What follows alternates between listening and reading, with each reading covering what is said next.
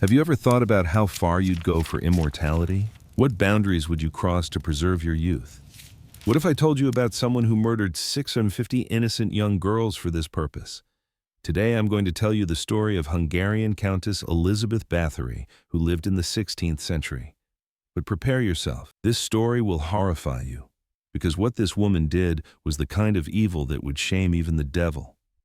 In the depths of Čachtice Castle, horrific secrets were hidden that no one knew about.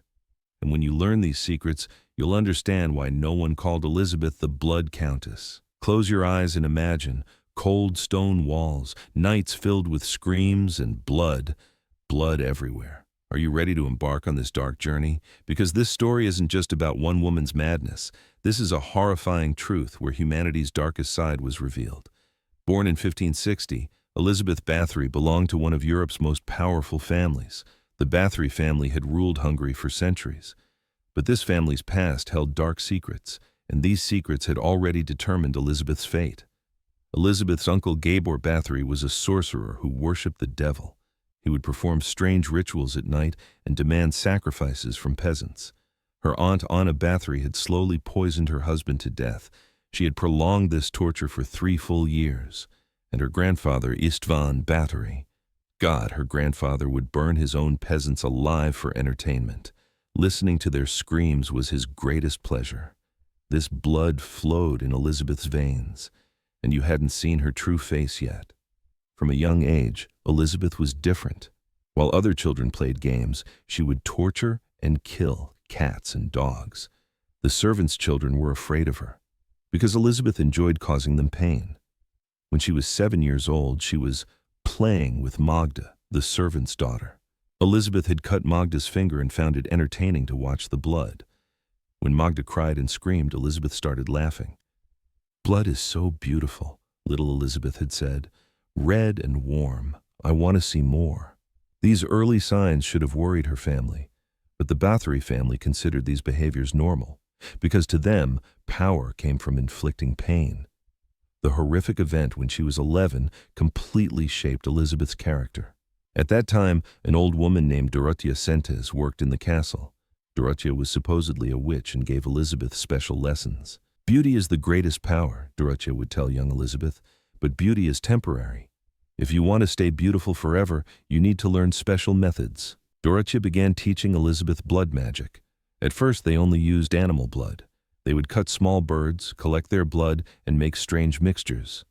"Human blood is much more powerful," Dorothea would say. "Especially the blood of young and beautiful people. You can take their youth." These dangerous ideas took root in Elizabeth's mind, and they grew over the years. When she was 15, Elizabeth married Ferenc Nadasdy, a member of the powerful Nadasdy family. This marriage was just a political agreement, but it would be much more for Elizabeth. Ferenc Nadasdy was called the Black Knight. He loved torturing his enemies to death in wars. He knew various torture methods and began teaching them to Elizabeth. "Inflicting pain is an art," Ferenc would say, "and you must learn this art, because fear is the foundation of power." Ferenc taught Elizabeth methods of burning with irons, tearing off fingernails, and slowly cutting piece by piece. Elizabeth learned these very quickly, as if she had been born knowing them. In the second year of their marriage, the first trial victims came. Ferenc had brought Turkish peasants he had captured from war to the castle. Elizabeth began using these prisoners for practice. Her first victim was a 16-year-old Turkish girl named Ayşe. Elizabeth took her to the basement room in the castle. There were torture tools that Ferenc had left behind. "Your blood must be very beautiful," Elizabeth said to Ayşe. The girl didn't understand what she was saying because she spoke Turkish, but the light in Elizabeth's eyes frightened her. Elizabeth tortured Ayşe for hours that night. With each wound she opened, she collected the blood in small bowls. Then she washed her face with this blood. "I feel much younger," Elizabeth murmured. "It's as if my power is increasing." This first experience completely changed Elizabeth. Now she wanted blood not just for beauty but for power too. While Ferenc was at war, Elizabeth began conducting her own experiments. She targeted young servants working in the castle. The first victim was Anna, Elizabeth's personal maid. Anna was only 14 years old, beautiful and innocent. Elizabeth treated her very well until that horrific night. One evening, while Anna was cleaning Elizabeth's room, she accidentally broke an expensive vase. Elizabeth went crazy with anger, but she didn't just get angry. She saw the situation as an opportunity. "That vase was very valuable," Elizabeth said in a cold voice. "How will you pay for this?" "I'm sorry, my lady," Anna cried. "Tell my family, they'll pay the debt." "No," Elizabeth said with a smile. "You'll pay with your own body." That night, Elizabeth took Anna to the basement. There was now regular torture equipment there.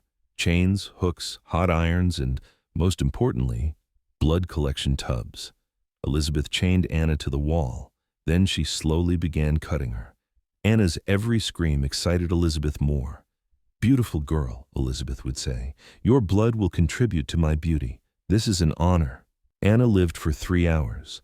Elizabeth killed her slowly, collecting every drop of her blood. Then she entered a tub full of blood.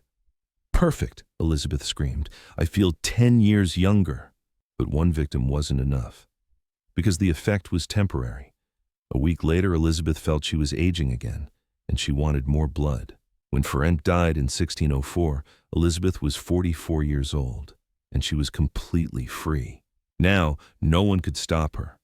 After Ferenc's death, Elizabeth began systematically killing young girls. Now she was doing this work in an organized manner. Dorothea Sentes was now the chief assistant. In addition to her, she had assistants named Ilona Yo, Katarina Benetsky, and Janos Uivari. These 4 people formed Elizabeth's death squad. The plan was very simple: collect young girls from peasant families under the pretext of working in the palace, bring them to the castle, and systematically kill them. Dorothea was the most talented. She would go to villages and approach poor families. "Your daughter is very beautiful," she would say. "She can work in the palace. She'll earn 5 silver coins monthly. Great opportunity for her family." At that time, 5 silver coins was big money. Families would be happy. They would send their daughters gladly. But when the girls arrived at the castle, they would learn the truth. The first systematic victim was 16-year-old Maria. Beautiful, healthy, and exactly the type Elizabeth was looking for. Dorothea had rescued her when her family was poor. When Maria came to the castle, she was given a beautiful room, good food, beautiful clothes. The first few days were like heaven. But on the 3rd night, Elizabeth called her privately. "Maria, there's a special task for you," Elizabeth said in a sweet voice. "Come with me to the basement." Maria went, and whoever entered that room never came out again. This time, Elizabeth was more organized. Before killing Maria, she conducted various blood tests. She took blood from different places. She researched which region's blood was more effective. "Blood from near the heart is most powerful," she noted in her diary. "Neck area is second. Fingertip blood is very weak." Maria's massacre lasted 6 hours. Elizabeth carefully recorded every stage. Which method gave more blood, at what temperature blood was more effective. This scientific approach made Elizabeth even more dangerous. In the following months, systematic deaths began. Elizabeth was killing 2 to 3 girls per week. Each time she tried different methods. One of her favorite methods was ice water treatment. She would put girls naked into tubs filled with ice water. They would slowly die of freezing. Elizabeth believed this kept the blood more pure. Another favorite method was 1,000-needle torture. She would chain the girls, then pierce hundreds of small needles into their bodies. They would slowly die from blood loss. The most horrific method was the honey trap. She would put girls naked in large wooden cages, cover their bodies with honey, then expose the cages to bees. The bees would sting the girls to death slowly. Elizabeth would watch these deaths as if she were watching a performance. She enjoyed it. "Every scream contributes to my rejuvenation," she would say. By 1607, more than 200 girls had disappeared from villages around the castle. Families began to worry, but no one dared to speak against the countess. Because Elizabeth was very powerful, she was the king's relative, and everyone was afraid of her. But some brave families began searching for their missing daughters. The first serious search began in 1608. A peasant named Peter Nagy was looking for his daughter Kata. Kata was a beautiful girl and had been taken by Dorothea for palace work. But although 6 months had passed, she hadn't visited her family. Peter went to the castle and asked about his daughter. Dorothea told him Kata was sent to another city, but Peter didn't believe it. That night he secretly returned to the castle, and he heard horrific sounds, screams, moans, strange music. Pater began watching the castle, and what he saw horrified him. At midnight, castle servants would come out to the garden and bury large sacks. Blood was seeping from the sacks. Pater understood that his daughter was dead, but he couldn't prove it. He cooperated with other worried families. They secretly began watching the castle, and the information they gathered was horrific. New girls came every week, but none returned, and those horrific sounds at night. In 1609, families organized. They complained to nearby town lords. But the lords were afraid of Elizabeth. That's when Elizabeth made the big mistake.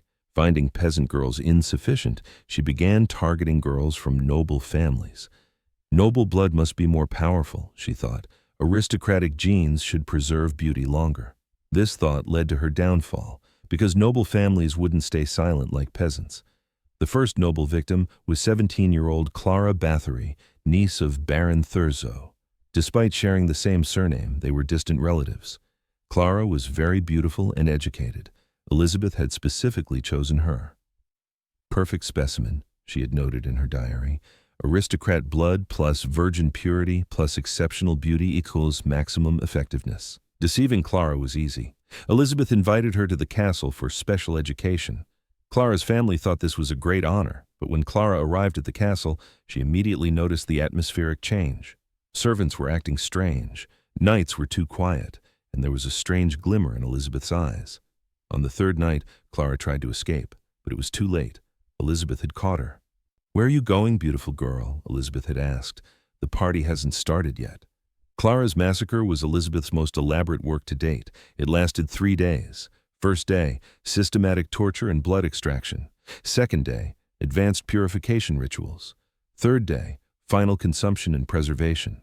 During this process, Elizabeth realized that Clara's blood was indeed different, more effective, longer lasting. The aristocrat blood hypothesis was correct, but Clara's disappearance created a big alarm. Baron Thurzo immediately started an investigation, and King Matthias also began to take interest in the matter. Meanwhile, Elizabeth had become unstoppable. In the winter of 1609 to 1610, she planned a mass execution. Winter Solstice Special Event, she had called it. She planned to kill 12 girls at once. On the night of December 30th, 1610, the plan was executed.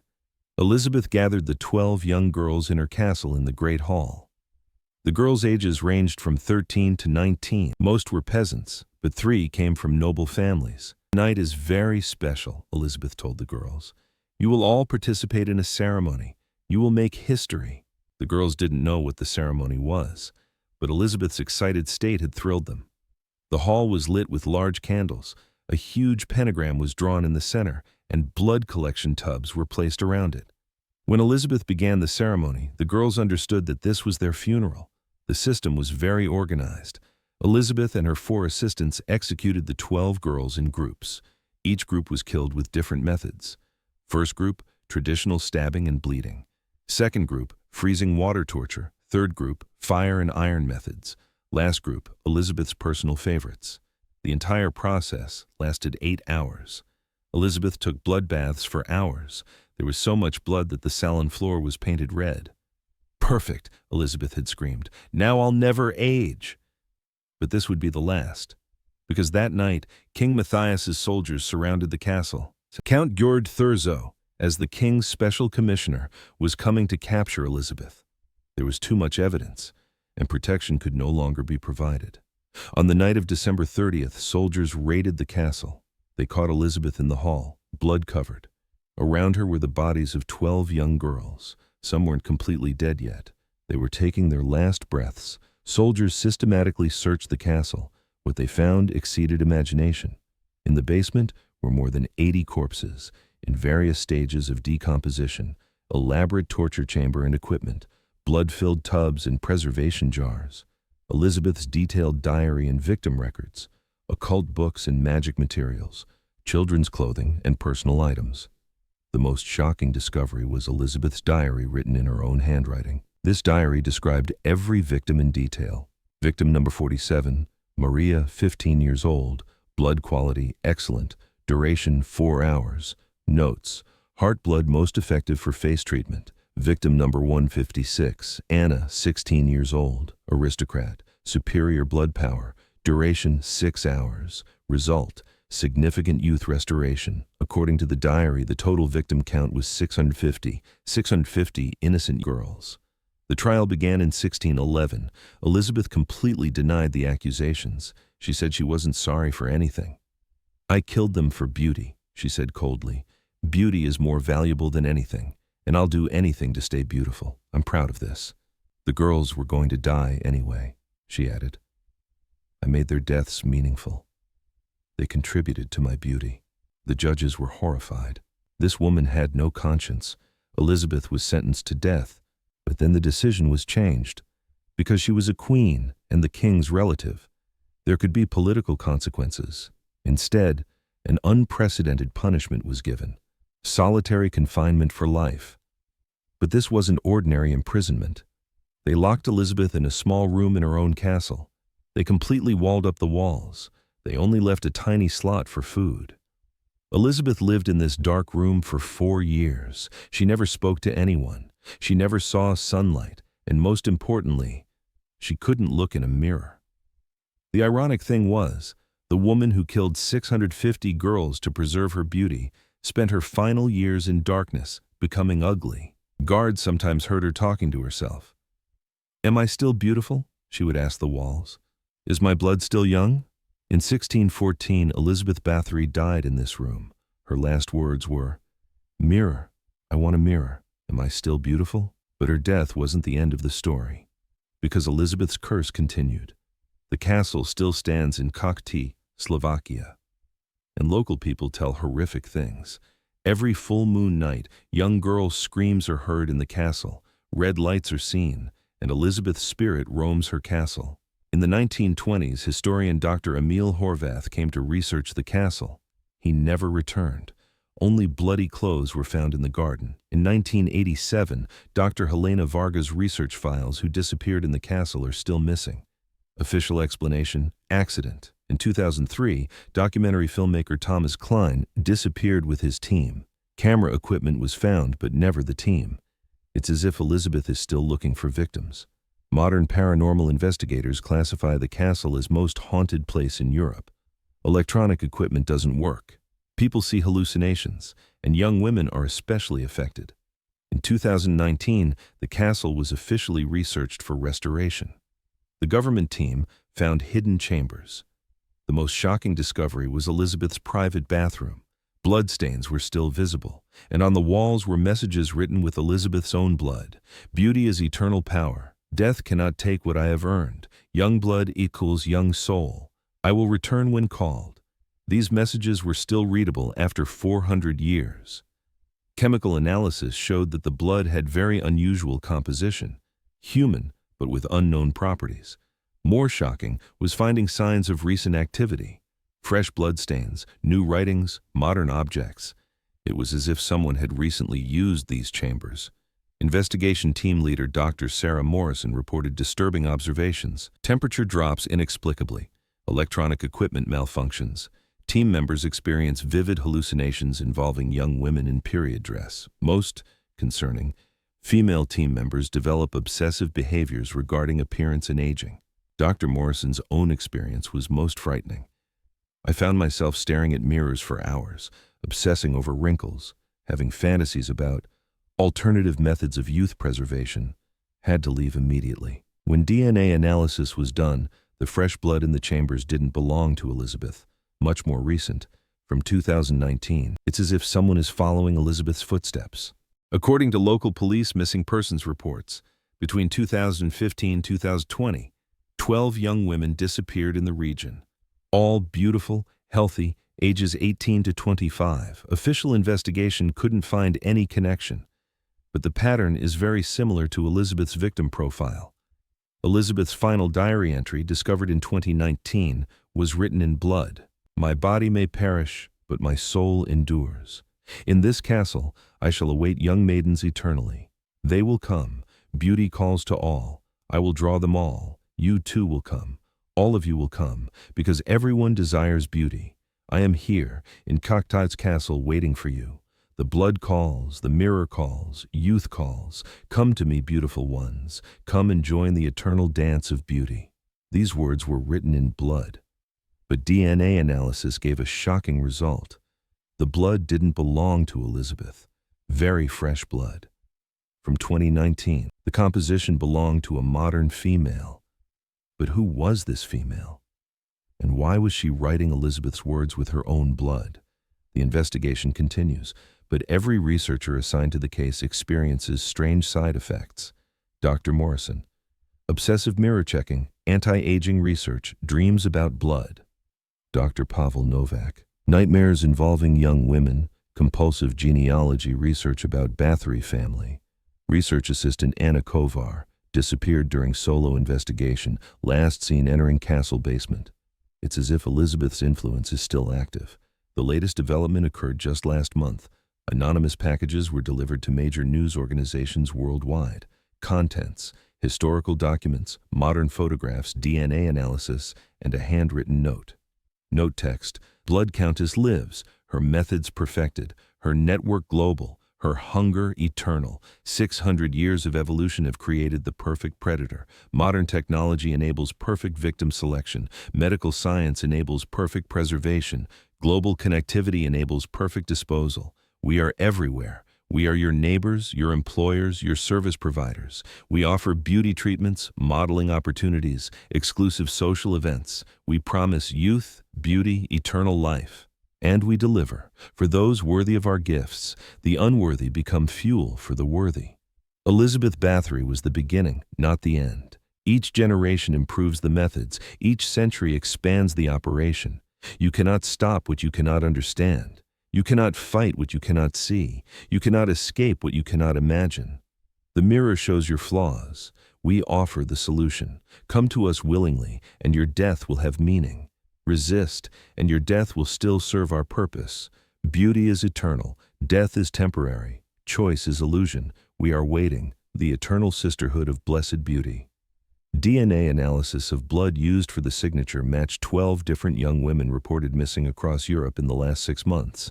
All were beautiful. All were healthy. All were between 18 to 24 years old. Exact Elizabeth Báthory victim profile.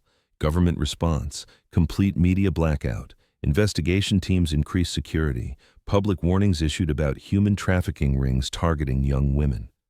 But the real threat is much more sophisticated, much more organized, much more evil.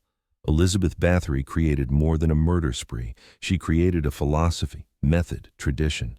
And this tradition continues, evolves, spreads. Every missing beautiful young woman is a potential victim. Every unexplained disappearance is potentially connected. Every promise of easy beauty is potentially a trap. Are you scared now? You should be. Because if you're watching this video, you're already on their radar. If you're interested in historical mysteries, dark secrets, forbidden knowledge, you're exactly what they look for. Curious minds make excellent victims, especially if you're young, attractive, female. They monitor social media, track viewing habits, analyze interest patterns. Algorithms identify potential targets. Personal data provides complete profiles. Modern hunting is much more efficient than Elizabeth's crude methods.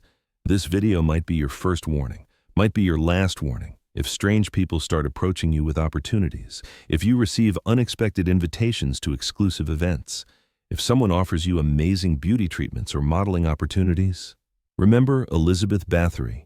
Remember the 650 victims. Remember the pattern that continues today. Beauty promises hide blood hunger. Youth offers concealed death plans. Eternal life requires eternal death. Don't become another statistic. Don't become another missing person report. Don't become another drop in their bloodbaths. Stay suspicious. Stay safe. Stay ordinary, because beautiful people disappear. Ordinary people survive. Elizabeth's hunger never ended. It just learned to hide better. If you like this video, don't forget to hit the like button, but don't share personal information in the comments. And definitely don't use your real name. They might be watching. Don't forget to subscribe, but use an anonymous email, because next week, I'm going to tell you a much more dangerous story. Are you ready to learn about Vlad Dracula's real life and how modern vampires are still active? See you. if you stay safe until then. But remember, beauty is dangerous, curiosity is deadly, and some secrets are better left buried. Elizabeth Báthory proved that evil never dies. It just finds new faces, new methods, new victims. Are you one of them?